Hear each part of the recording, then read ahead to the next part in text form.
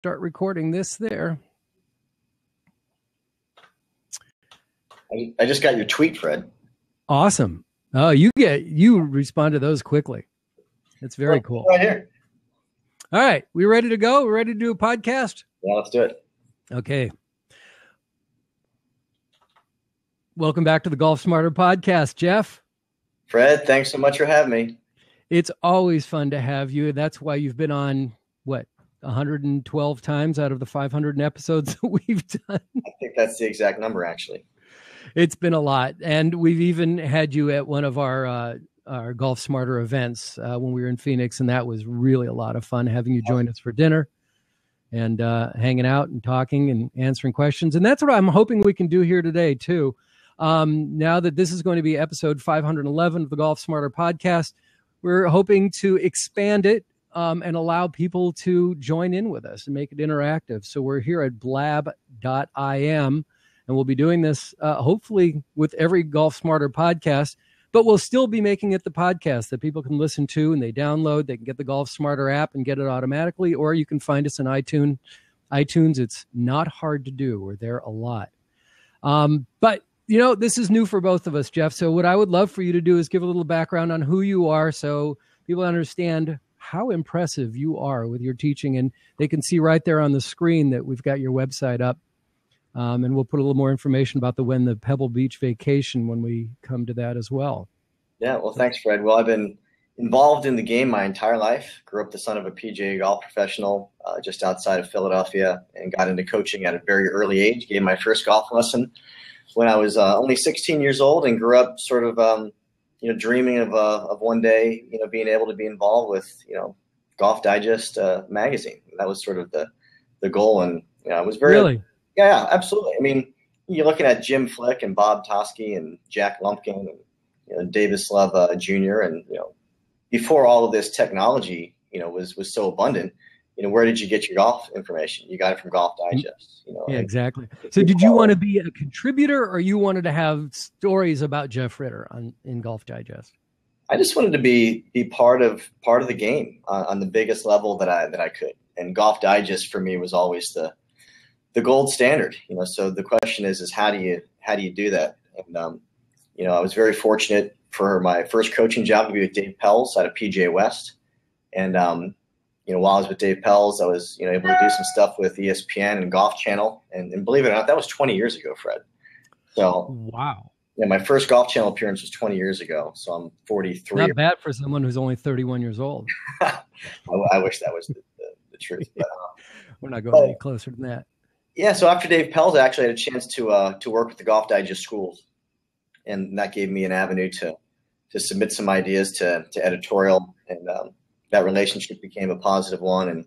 And down the road, I got involved with Nike golf schools and junior camps. I'm now their national director. I run our flagship location out of Pebble Beach, and that's really what has brought myself and my wife Kate to the Pebble Beach area. We've been here almost 2 years now. We're now operating full time out of Poppy Hills. We run the camps in the summer, but then we also run our full time academy, which is known as Make the Turn, for 12 months a year as well. We got a new partnership with Golf Channel. So if people are watching this program, they may have watched Golf Channel and seen a new initiative called Golf Channel Academy. So we're a partner in that initiative. I've been doing some stuff on Golf Channel quite a bit in 2015. It looks like there's more to come. So you and I have known each other for a long time, and it's been a lot of fun being on the show. And you gave me an opportunity a long time ago to reach out to your viewers, and I appreciate the fact that you've come back and we keep on talking and helping people play better golf. Thank you very much. Yeah, it's been fun. I mean, I've been doing the podcast now for almost 10 years. It'll be 10 years in December. And it's just mind-boggling to me how this has grown as much as it has. I never anticipated this. And you were early on. You were one of the first guests that I tracked down, and you were very receptive to coming on the show, and I really appreciate that. Let's back up now and talk about the Nike golf camps for just a moment. Yep. That's a summer program? It's a summer program. For us, it runs about June 14th to August 15th. But as a network, we've got about 120 camp locations nationwide. And, wow. I started doing junior camps for them back in, I think it was 2000. And for me, I was living in Phoenix, right? So they said, hey, what do you think about getting out of Phoenix for 2 weeks and going to upstate New York? We went up to Cornell University. I said, anything I can do to get out of Phoenix. I mean, it's time. Yeah. Especially in the summer. Yeah, right. So, so I built a relationship with them, and they kind of moved me around the country, really trying to help locations that needed a little bit of a boost.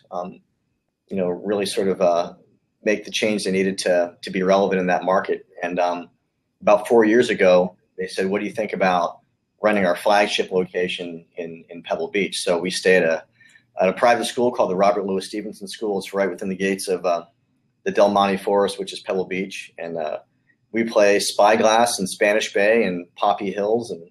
And how old are these kids? 10 to 18 is our age range. And they're getting to play Pebble Beach and Spyglass? Are you kidding me?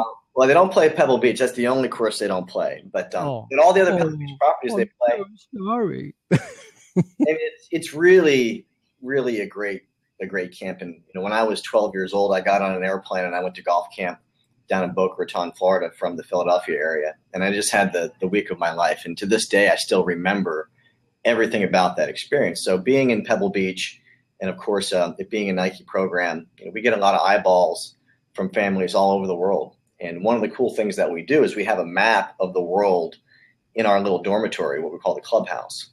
And each kid on the first day, they have to say something about themselves, where they're from. Then they take a star and they put it on the map. And at the end of the summer, you look at this map, and it's literally a global affair. We've had kids from Russia. We've had kids from Iraq. We've had kids from every part of Asia. And it's just really a cool program and a cool place, and I'm lucky to be part of it. That's great. What's the curriculum? I mean, what's a day-to-day life for these kids? Well, you got to keep them busy, because if they're not busy, they're getting so, and it's boys and girls, right? It's mixed. It's co-ed, yeah. So the kids are up at about 7 o'clock each day. By 9 o'clock, they must love that. Yeah. By 9 o'clock, they're at the golf course. We've got 3 hours of coaching. Then we have lunch, and then it's golf in the afternoon. In the evenings, we have some type of an activity. So, some nights it's just camp. There's no golf at all. We go down to Carmel Beach and we play touch football.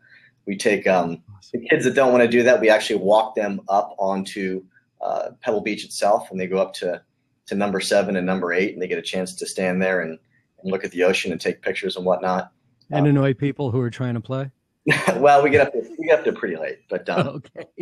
Other nights we do a mental toughness talk, which is part of all of our camp programs, just about the mindset associated with not only living well but playing well. And then we also do a one club tournament down at the Peter Hay Par 3 course, which is located at Pebble Beach. We do that on Tuesday nights, and we always tell the story of Seve Ballesteros and how he grew up on the beaches of Spain with only one club. So it's really an exercise in shot making and creativity, which is always fun as well. Yeah. Yeah. You talked about how you went to sleepaway golf camp when you were a kid and it was transforming, life transforming for you. And I think that there's more and more research that's coming out that sleepaway camp is really a way, because you're living the life, right? You're living that lifestyle. It's a way for kids they stay engaged their entire lives from whatever their camp was, whether it's a religious camp or it's a sports camp or something, but they take it with them forever. It's really amazing. I think that social media has made us as coaches more aware of that impact, because on a daily basis, whether it be, on Twitter or Facebook or Instagram, we're just constantly getting little notes from kids that have been part of the program at some point along the line. In fact, just today, because we made mention of this whole Pebble Beach vacation deal, just today, a kid that came to one of our programs probably 6-7 years ago in Wisconsin just wrote this really long, nice note just saying how much he enjoyed the program and what it meant to him. And, that nice. Follows along with, what we're doing today with our business out in Pebble Beach. And it's just nice to get those notes. And I think that sure. As coaches, one of the things we do with our orientation is we always create a reminder as to why we're there. And we're there for one reason and one reason only, and that's to create a special experience for those kids. So, sure. that's what I had when I was young, and that's what we really work hard to deliver when they come out here to Pebble Beach. That's fabulous. Now, do kids have to audition to come to this camp? Do they have to try out, or is it open to everybody no matter what their skill level is? There's auditioning, lots of singing and dancing, Fred. We have a panel of judges, and most of them don't make the cut, unfortunately. We send them home in tears. No, basically, we've got regular camp weeks, and we've got what we call the advanced weeks, and it's really up to the parents to sort of be that barometer for where their child is. If they have any question as to what camp they should be in, they should call our office and see. But basically, the biggest difference from one camp to the other is, I would say, age range, with a slight bump in ability. If you come to an advanced camp, most of the kids are going to be from 15 to 17 years old. They're playing on high school golf teams. That's their peer group. They get around the golf course very well on their own. So if you're not, sort of that age bracket, or your skill level is sort of on the bubble, you might not have as much fun at that camp. The average weeks, or the regular weeks as we call them, I would say the median age is probably 12 to 13. A lot of kids are at sleepaway camp for their very first time. So there's just a whole different dynamic in terms of, making them feel comfortable and making their parents feel comfortable, and just the whole communication process associated with being away from home, sometimes thousands of miles away from home, is really, really different. But, again, social media, every day at camp, we post a lot of pictures of what is happening at our camp. So moms and dads can hop on Facebook, and they can go, wow, you were at Spyglass, here you're smiling and laughing. There's a whole pack of deer. You're at the beach tonight. I know you're homesick, but come on, stay for a couple more days. You're going to really settle in there, and it's going to be a great experience. Kids come from overseas as well? Everywhere. Really? Everywhere. Yeah. So this year, a lot of European kids, always a lot of kids from the UK, Denmark, Asia, tons of kids come from all corners of Asia. A lot of kids from California, of course, a lot of Bay Area kids, a lot of Southern California kids. But it's one of those camp locations where the parents like to come here as well. And the camp is how long? So it's kind of it's a week long, but we do 8 consecutive weeks. So a lot of kids that are coming from far away, they might stay multiple weeks. We've had kids stay 3 to even 4 weeks. So we're with them, and they're with us. And at the end of the summer, we look back and are usually very pleased with the outcome. Pat Helmers writes over and says that his kids were counselors at a summer camp, Boy Scout summer camp, and that's where they learned to play golf, and it got him into golf. So without them going to camp, he'd never be playing golf. So there's another benefit of sending your kids away is what they bring back, they bring home. Absolutely. Yeah. Just want to remind everyone that on the top right of your screen, if it's the same screen that I'm looking at, this video loop you're seeing, this is Jeff's website, which is MTT, as in make the turn, mttperformance.com. And we'll click on that a little bit later, so you'll get more information about winning the Pebble Beach vacation when we start talking about that. But I still want to follow up on what's going on with you. So Nike Camp, awesome, wonderful. And this is all year long for you. This is your full-time gig, right? With the Nike camps, or make the turn? Nike camps, I'm sorry. Well, I would say the biggest workload is the summer months. But as their national director, I create all of the coaching content nationally for all of our locations. So when the kids come to camp and they get a camp workbook, I'm producing all that content. Throughout the year, I do a lot of video production and whatnot, just to help, create stuff that's fresh and unique for the next camp season. But most of my time is dedicated to, our new company, Make the Turn, which is sort of what you see there on the screen next to you, and it's sort of what we do really full time beyond the stuff we do for the camps. Right. Let's go over now to Make the Turn. This is something that you announced on Golf Smarter before it launched a couple of years ago, right? That's right. And it's grown to some pretty spectacular heights. You are now partnering with Golf Digest. Is that correct? Well, we're actually a business partner with Golf Channel. Wow. But we've done a lot of media with Golf Digest and Golf Digest. So, the basic gist of the company is that it's all about using the game, Fred, to have life be the way you want it to be. So there's 4 different pillars of engagement. There's performance or skill building, learning how to hit golf shots the way that you're capable of. There's the mindset associated with playing great golf and also living a positive lifestyle. There's fitness, and of course there's nutrition. And all of these things for a long time have been part of my life. As you know, I married a nutritionist. Kate, that's where right? That's why it's the 4th one, right? That's why that one came in last. Oh yeah, and don't forget nutrition because Kate's involved there. I married a nutritionist, and she's made a huge impact on my life. Kate was a collegiate golfer, but she's also doing a lot of stuff with Golf Digest and Golf Channel now. I've had some fitness experiences that have really been life-changing for me over the years. So fitness has always been something that's really important to me. And of course, there's strength and there's mobility and there's stability, but there's also just feeling good.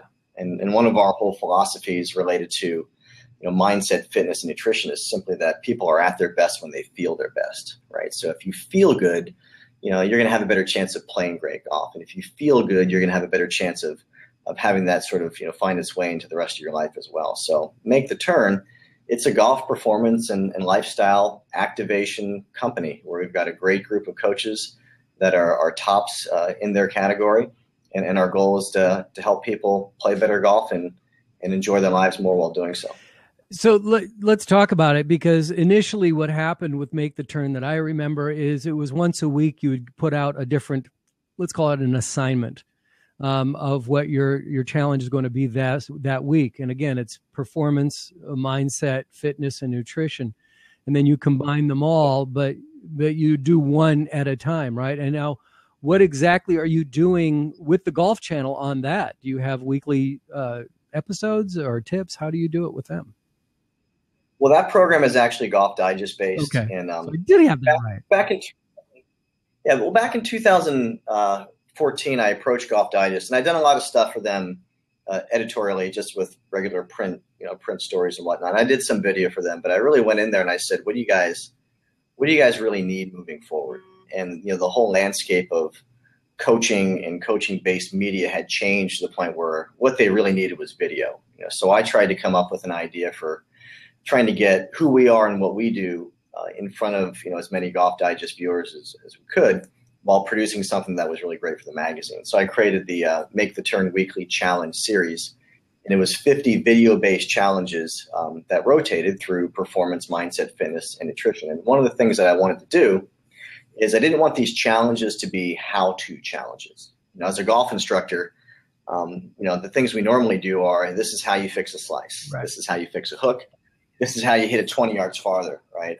And there's a lot of that out there, and there's always going to be a lot out there. But what I wanted to do is help people take their existing game and their existing lifestyle and create new and different experiences for them to engage in how you practice, to engage in how you might approach playing the golf course differently than you normally would. And hopefully these experiences that go through these 4 pillars will create a little nudge that makes you want to make some adjustments that lead to a more positive bottom line score or whatever else you're looking to improve in your lifestyle. So we did that, and it was really successful. About 20 million viewers in 2014. It was at times the #1 rated program on Golf Digest TV, and it was something I'm really proud of. So, video has sort of been our thing. The next thing that we wanted to do was see what we could do on a more regular basis with television, and we were lucky to create a partnership with Golf Channel through their new network called Golf Channel Academy. So basically Golf Channel has gotten into the business of trying to do as much as they can to grow the game. So what they've done is they've identified coaches and locations throughout North America that they think are really great places for people to learn how to play better golf. So we're a location. We're a Golf Channel Academy out here at Poppy Hills. But the way the whole program works, it works as sort of a brand within a brand strategy. So like NASCAR is a brand and Penske Auto Racing is a brand. Well, Penske Auto Racing is a NASCAR affiliate. So Make the Turn is our company. We're also affiliated with Golf Channel. And what that's done for us is open us up to a new audience. I think I've appeared on Golf Channel over a dozen times this year. I'm going to be doing more. Well, thank you. It's been a lot of fun. It's certainly been a huge growth opportunity, you know, doing live TV, morning drive, things like that. Our new experience, which is a lot of fun. We're going to do more of that in January and February. So, you know, the arrow points up for what we're doing. And, you know, for us, it's just, you know, getting up each day and doing exactly what we want to do and believing in it. And, you know, if people sort of, you know, learn something and get excited about their games through the content we produce, then we feel like we're putting something good out there. Yeah, very good. So how many of the Make the Turn challenges have you now issued total? Well, they've all been issued. Oh, they're all done? But what Golf Digest did is they just last week, if you were on golfdigest.com, they had a revisit of their favorite 15 challenges. And cool.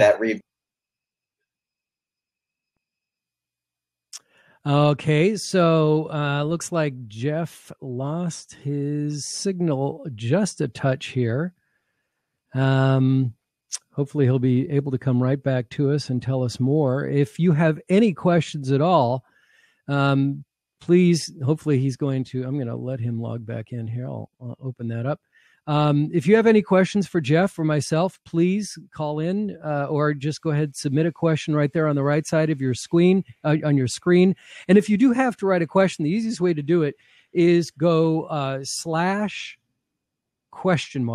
or /Q and then type your question. What pops up is a little box that says question. So it kind of calls my attention to it. So if you want to ask Jeff, Jeff, you may want to make sure that on your browser you don't have a lot of other things open on your computer or any other applications that are going to pull some of your. I should be back, Fred. You are back. Yay! Thank you. Okay. Can you see? I filled in the space. Okay. So yes. Where we left off. So basically the Golf Digest story, revisiting their favorite 15 challenges, was really the launch of our Win a Pebble Beach Dream Vacation contest in association with the series. And as you know, a couple of years ago, we gave away a trip for two to Augusta. And one of the things that we want to do with Make the Turn is, you know, not only create amazing experiences for people in building skill and living better and just being more excited about their lives, is you know, we want to create experiences that are special and unique that in many cases people might not be able to do themselves. So the trip to Augusta was really special. We had a great father and son from British Columbia win, and I drugged their butts around every single inch of that golf course. And to this day, they've remained friends. And it was really, I think, as exciting for me as it was for them. And then being out here in Pebble Beach, I thought, you know, why not do the same thing? It's such an iconic place for a lot of people. It's a bucket list destination. So I said, well, why don't we do something great with the Challenge Series, where when people sign up, they're entered to win our Pebble Beach Dream Golf Vacation. And they also receive each week one of the video challenges. So they'll start at week 1, which is the short game showdown. And then it'll rotate through mindset, fitness, and nutrition for 50 consecutive weeks. And along with those videos that they will watch on Golf Digest TV, they'll also receive tips and strategies from each member of our performance team. So something from David Jack, something from Chris Doris, something from my wife, Kate. So we're just trying to give as much as we can to people and hopefully make an impact on their game on and off the course. Very cool. Very cool. Do you have any recent or any of the Make the Turn challenges that you remember to help those folks that are now starting to get closer to winter and locking themselves in because they can't get out? We've been talking a lot lately on the Golf Smarter podcast about off-season practice, off-season fine-tuning. Mm-hmm. Got any tips you can share right off the top? Well, one of the things that I would definitely recommend, and this is more of a fitness-based challenge, you know, but it's all about trying to get in the habit of self-massage to try and make sure that your muscles aren't getting tough and tight, creating immobilities, you know, aches and pains and whatnot. So being that it's going to be winter, a lot of people are spending more time inside, sitting on their couches, watching TV. So the challenge to you is to grab a tennis ball, and if you're really serious, grab a lacrosse ball, put it on the floor. And then golf ball's too small? Golf ball's a little bit too small. Okay. But what you want to do is you want to look for these little hot spots in your muscle groups that are tight and tough. And you want to try and work out those knots. So what I'll try and do as much as possible You can also do this with a foam roller, but most people, if they kind of look in the garage, they can find a tennis ball or whatnot. But what you do is you put the ball on the ground, and then you're going to try and roll your calves across it, and roll your hamstrings across it, and roll your glutes across it, and you can even pick it up and you can dig it into your chest and your pecs. But if you're going to spend some time sitting down watching TV, you should spend at least 5 to 10 minutes trying to be productive and do something that really makes you feel better. So I think taking care of our muscles is a big thing. It's one of those exercises or challenges that hurt so good, so to speak, because the first couple times you do it, a little tear falls out of your eye. But my wife and I try and do the exercise as much as possible together. And it's one of those things where, when someone comes out for a golf lesson, they're so interested in the ball flight and the result, which they should be.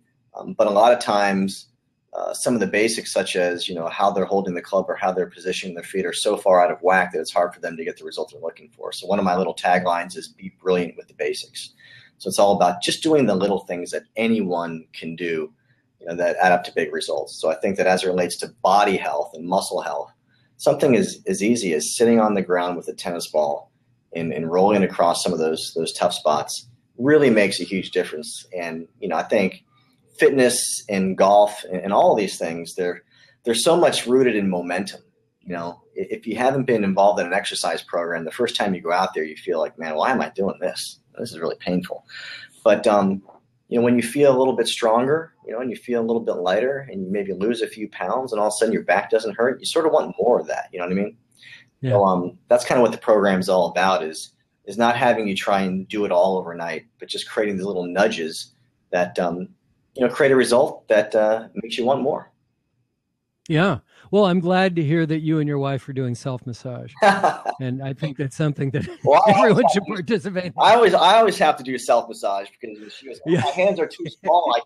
I can't make a difference, Unfortunately for me, exactly. I still am working. She doesn't do any self-massage. She gets plenty of massages from me. Good for you. Yeah, I'm happy for you.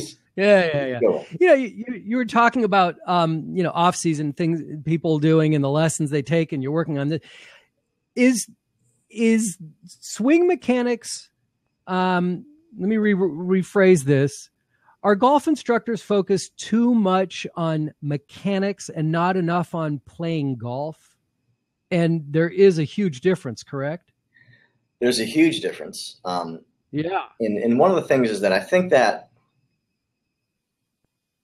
a lot of coaches, and I was guilty of this, myself certainly is, they're sometimes interested in creating a beautiful looking swing, something that looks powerful and repeating. And who wouldn't want to have a student that, stands and looks and moves like an Adam Scott and just say, hey, I was part of creating that work of art. But the thing is that the sole purpose of the golf swing is to create a correct and repeatable impact that controls your golf ball. Right? That's the sole purpose of the golf swing. And, when I grew up, and I've mentioned this, many times before, Jim Furyk was on my high school golf team, and I used to watch him hit shot after shot after shot. And Jim doesn't really. And not a beautiful golf swing, right?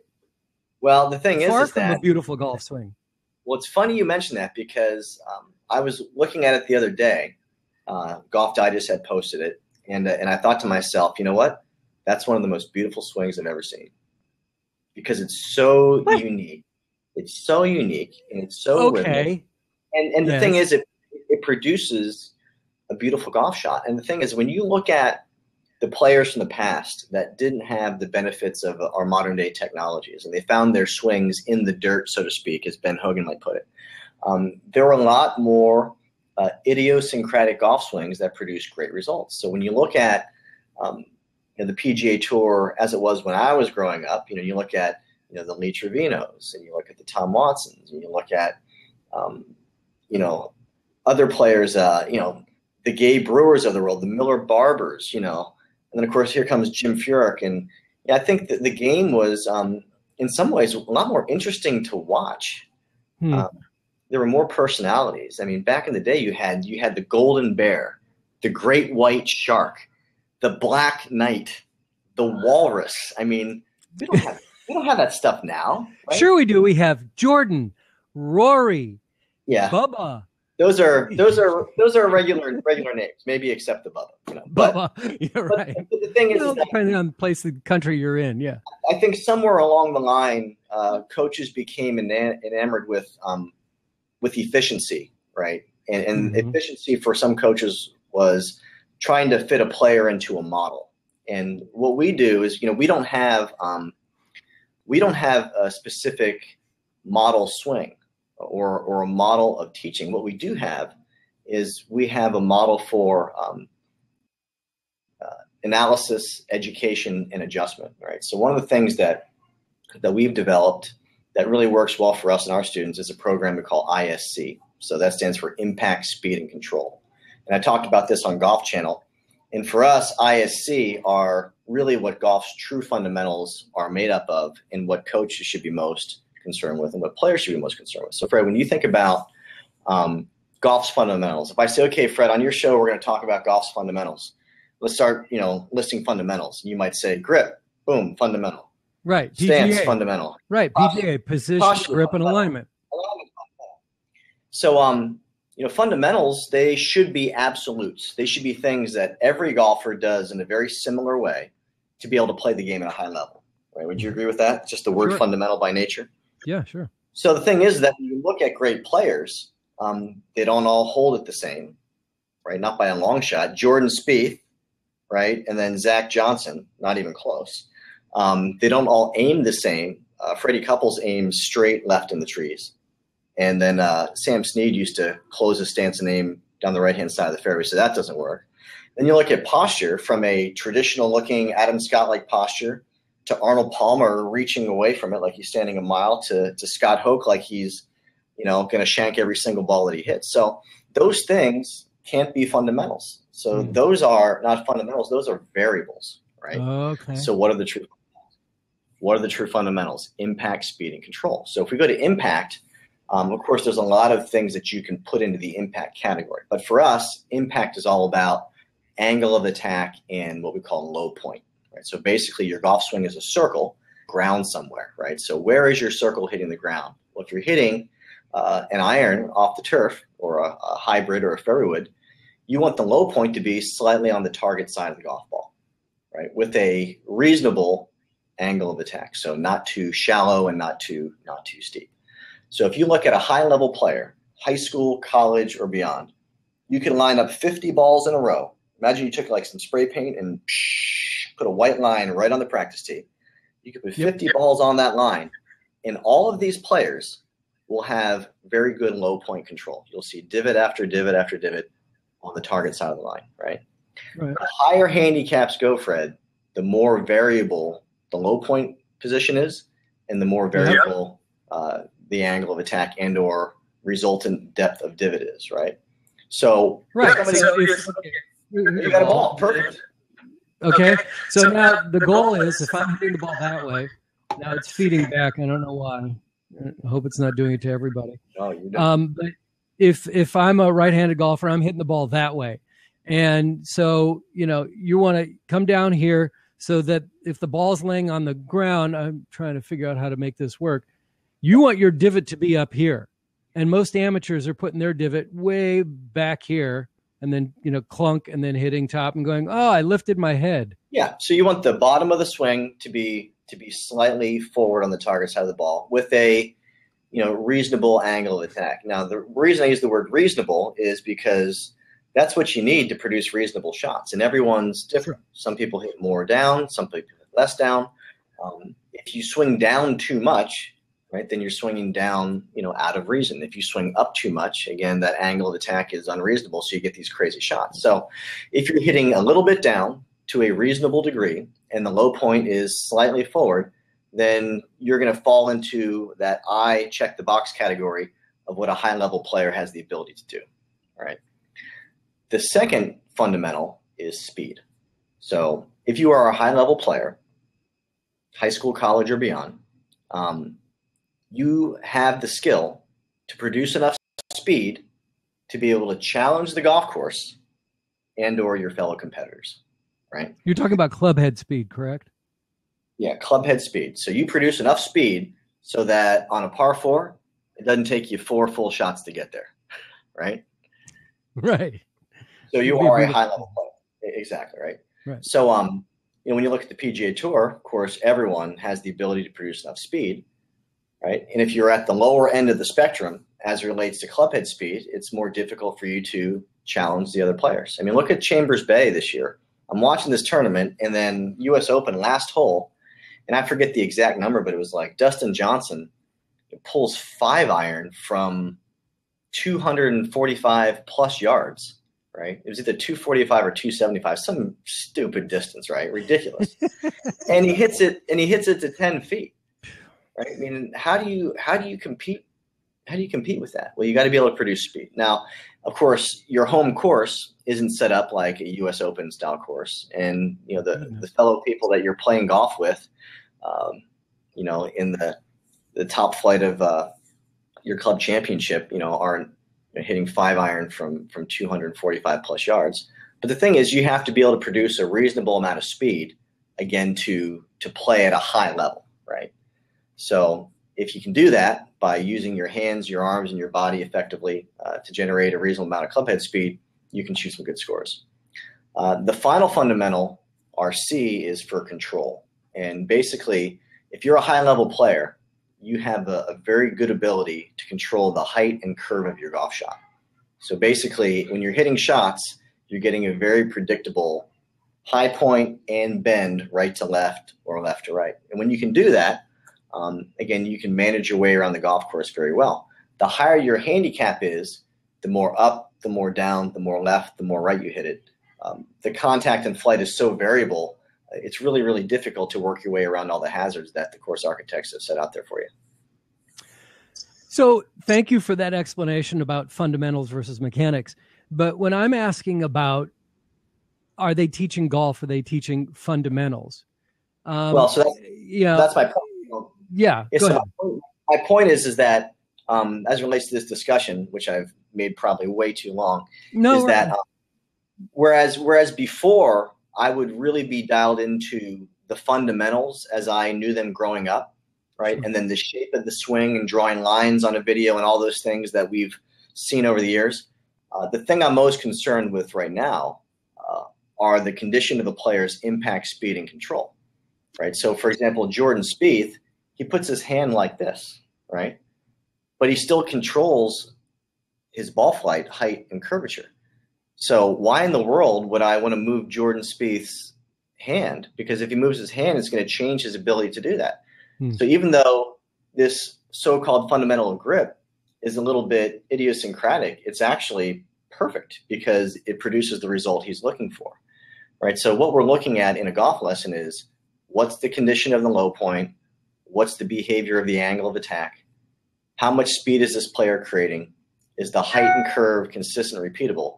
And if the answer is yes, it doesn't matter what they look like, we're not changing it. Right. If the answer is no, then all of a sudden we have to create an adjustment, right? So we develop a protocol to be able to shift their I, their S, and their C into a more reasonable range so they can compete at a high level. So now I'm looking at swings like Jim Furyk and I go, man, that guy has got his ISC in check. That's the swing I've ever seen, as opposed to, look at all the places that club goes. Yeah. Yeah. So then I'm going to continue to ask this question because obviously, and I know you're too classy to do this, so let me do it. But golf instructors are, they're trying to get people in for an hour, take the money, and get somebody else in for the next hour. And so it really does come down to focusing on the fundamentals. But when I'm asking about golf instructors teaching us to play golf, there's a lot more than just ISC, right? When you're out on the golf course, there's a lot of other things that are going to enter into your game that you need to have, or it would be really helpful if you had proper instruction on course management, strategy, or playing golf. You're absolutely right. And I think that, part of the challenge, Fred, is that golf it's a big game. It's such a big game. And it's the game of a lifetime. And I think define big. You mean like the real estate?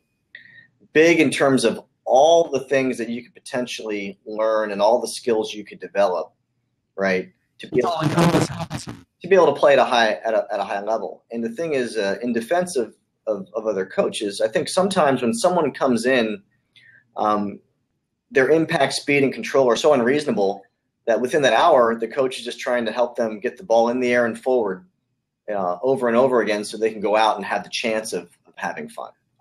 Now, if you and come back next week. Yeah. Now, if you see a coach over and over and over again, and all you do is work on the same shot or the shape of your backswing, then the coach is probably maybe not doing as much as he or she could with that time. So I think that one of the things that we've done in this business is we tried to shift our mindset and also the consumer's mindset from teaching to coaching. And it seems like it's just a word, right? Oh, I used to be a teacher and now I'm a coach. But the thing is that I think when you're a coach, you're building a relationship with somebody, right? So we're going to spend some time together over time, and we're going to go on this journey together that gets you out on the golf course and having the fun and having the experience that you're expecting when you sign up for these lessons. One of the things that I do is that, I offer hour-long lessons just like everyone else. But really my preference is to teach, half-day lessons, full day. Really? That makes sense. Yeah. And really what I do is, from a price perspective, I really want people to look at the hour and say, you know what, I'd rather just do 3. And for me, it's not about the difference in the income. It's about what I can accomplish with them in that time, what I can give to them in that time that's going to really help empower them to play the golf they're looking for. And the great thing about spending 3 hours with a coach or a full day with a coach is you really build that relationship. So Fred, if you were going to come down here and spend a 6-hour training session with me, I call that the full day. I'm going to meet you for breakfast, and we're going to talk about your game at breakfast. And then we're going to go work, through a variety of different shots, identifying what your swing behavioral pattern is and how we might like to adjust it to get you more excited about the game. And we're going to do that for about 3 hours. And then we're going to have lunch together, Fred. And we're going to talk about it some more. And we're going to get to know each other. And then we're going to go back out and we're going to work on some of those principles again. And then we're going to go on the golf course. And we're going to play 9 holes out of Poppy Hills and Pebble Beach. And we're going to see how it works for you out there. And we're going to talk about some questions you might have related to shot making strategy or the other. And then when we get done, we're going to go on the porch of Poppy Hills and we're going to have a celebratory drink together. And we're going to talk about what a great day it was. So when you leave, I want you to be excited about every single thing you did that day. But I also want you to know that, because you spent that time with me, you're part of the family now. And if you have a question about your game, if there's something that I can do to help you, then that's what I'm going to do.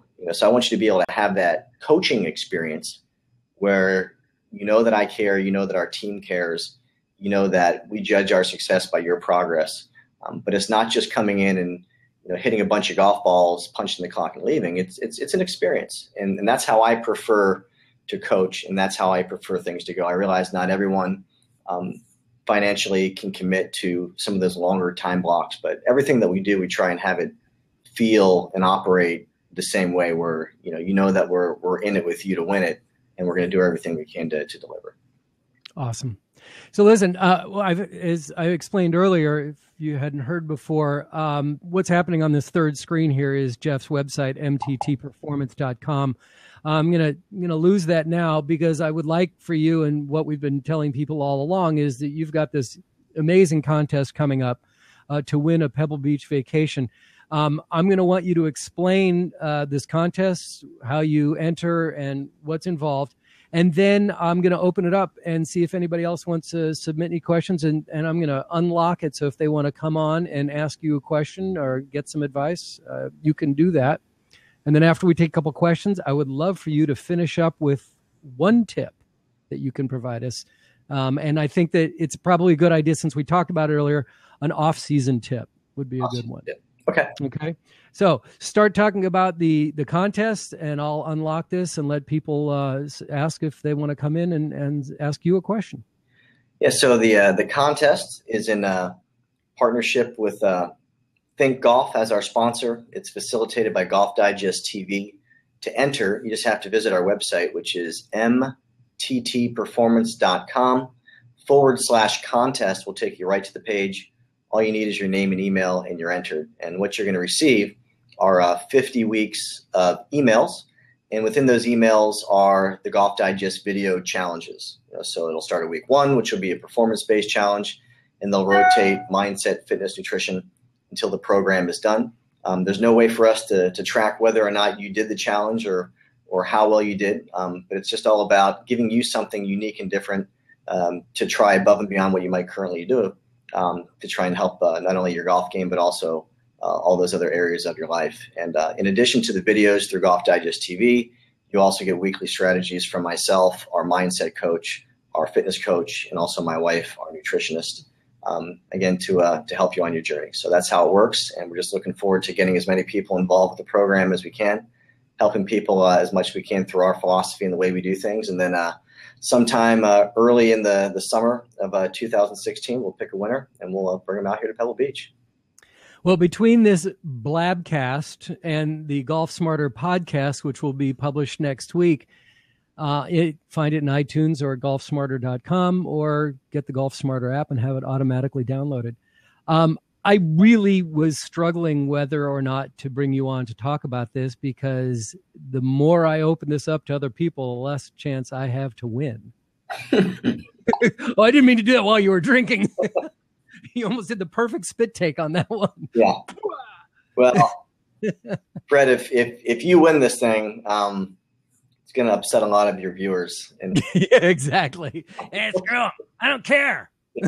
This is for me. This show is about me and for me. Yeah. Again, the link is mttperformance.com/contest. Okay. Yeah. And fantasy sports, it's rigged. Thanks, Pat. Anybody want to come in and ask Jeff a question, you're more than welcome to do so. And if you're refusing to do so, I do want to thank everybody for joining us here on Blab today. This has been a lot of fun, and I plan on doing this much more. And so thanks for being my guinea pig on this, Jeff. Oh, you're welcome. So, all right, I'm not going to be twisting arms here. So if you could please, I would love to wrap this up again with just a final tip on off-season conditioning. Yeah. So one of our mantras as it relates to learning is that in order to become different from what you are, you must first have an awareness of what you are, right? So one of our challenges is an exercise in awareness, and it's called the 1-minute swing. So in your living room, go ahead and grab your phone, get the timer rolling. And what I want you to do is try and make a golf swing that lasts 1 minute in duration. And to do that, you've got to be moving very, very, very slow. But the slower you go, the more aware you become of how you're moving. You become aware of the face rotating. You become aware of how much your hips are turning or not turning, where your weight is at the top, the transition, the follow through, the lean or pitch of the shaft at a variety of different spots. So it's really a great exercise. And if you got snow on the ground, you can hit balls outside. If you make these 1 minute swings, you're going to sit down and go, I had no idea that I did X, Y, or Z. And then from there, you can educate yourself a little bit on what you might like to do instead. Then if you continue with these swings, you can really help accelerate building that new skill, because if you can do it slow, I promise you can build into doing it a little bit faster. And when the snow melts and the rain stops, you go out there, I think you'll be a little bit farther ahead than you are today. I've actually tried that. You're not the first person brought you. You're the second person in the 10 years we've been doing this. The second one, the other person was calling it golf Tai Chi. And just moving as slowly as you can through your swing. And it really magnifies your errors, your mistakes, where you never even knew it was possible.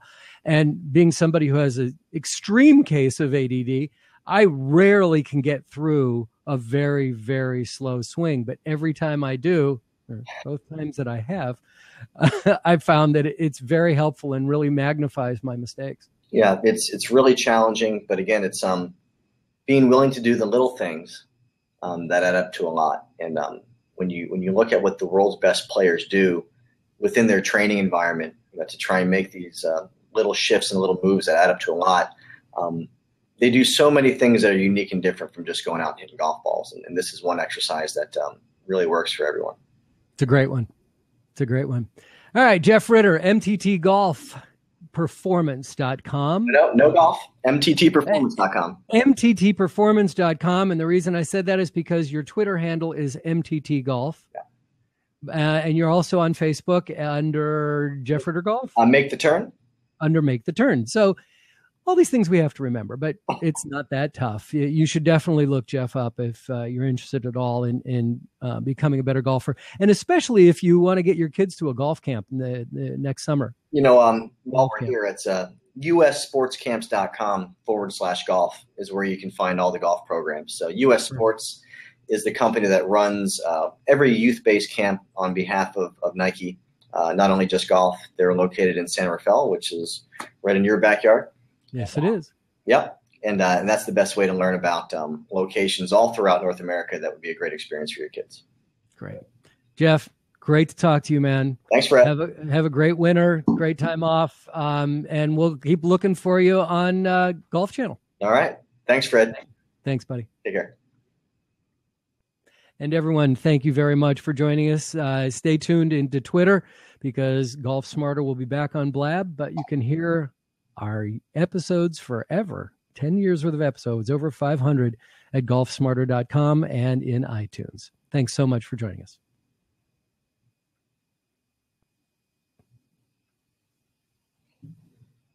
See you, Jeff. So, Fred, is this video going to be recorded on your? Is this video going out to your members? So I've recorded the video of this whole thing, including the audio. I'll shorten the audio for the podcast, and the video will be going out to the members. I'll make the video available on our membership premium access site. Yeah. Are you going to offer up a teaser that I can post to get people to want to jump? Yes. Right. What I will do is I'll take that final tip that we just did and I'll cut that down and put that up on Facebook, and I'll send it to you, and it'll be on our YouTube channel, Golf Smarter TV. So yeah, I'll have a lot of it out there. Awesome. I think that one went pretty well.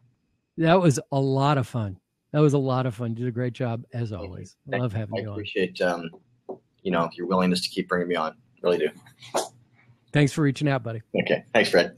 Okay. Bye-bye.